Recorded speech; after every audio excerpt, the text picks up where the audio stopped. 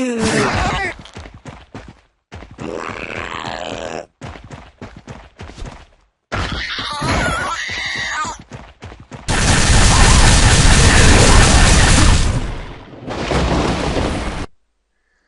so you've seen the video of what the environment looks like now. Just a few things about that. The particle effect on the character, the rain and the rain splashes, that still sort of breaks when I'm recording it. So obviously, when you actually play the game, it isn't totally attached to the center of the character, as you may have seen, and it does have more of an effect. If you check out the previous video that I've uploaded, it will kind of show, although quite choppy, it will show what the effect is like as a whole. Another thing which should be quite obvious is the asset placement isn't final. It's just there to show, you know, the new things that I've made. And also the light and the materials aren't final. I added specular to the terrain and it's kind of broken all of the lighting overall. So what I'm going to do is just kind of tweak that at the end just to make sure the lighting fully works. So regarding what I've actually done, I've created this kind of basically panning clouds material, and what that does is attached to a light function on the main light in the scene, so it gives the effect of moving clouds shining down onto the terrain, just like if the clouds were moving in front of the moon. So it kind of just enhances the overall kind of like night effect. Another thing I've done is into the specular I've got a regular specular and another specular which is kind of turned on and off, rotated and boosted ever so slightly, just to give this kind of like rain effect that's falling over the land. I'm not sure how well that's going to show up on the video, but it's just kind of like a specular kind of noise that kind of looks like rain hitting the floor.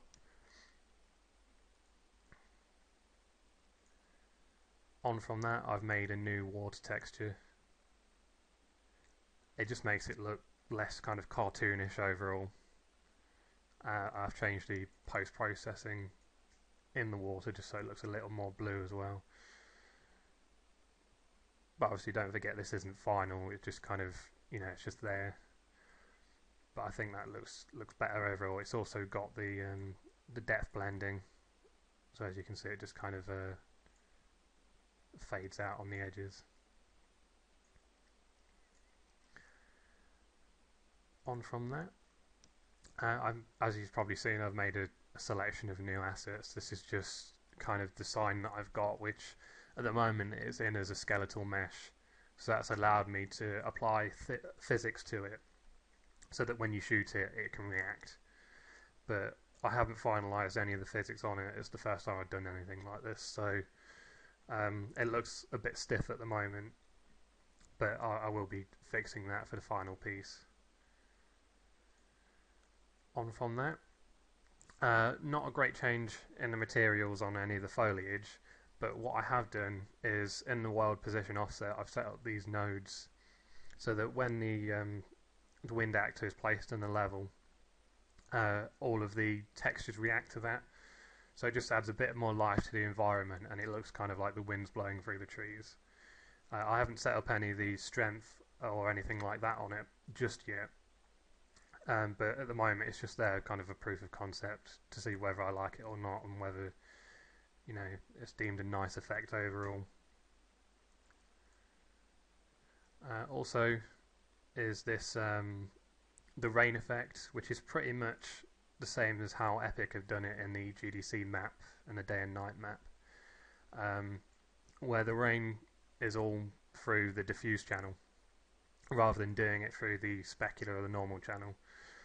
I did set it up through those channels, but obviously when doing that everything kind of conforms to the normals and the UVs of the object, whereas this method it doesn't, it kind of ignores all of the UVs. So as you can see, going down on this plane is the rain, but if I change it to the sphere mesh, everything goes down on that as well.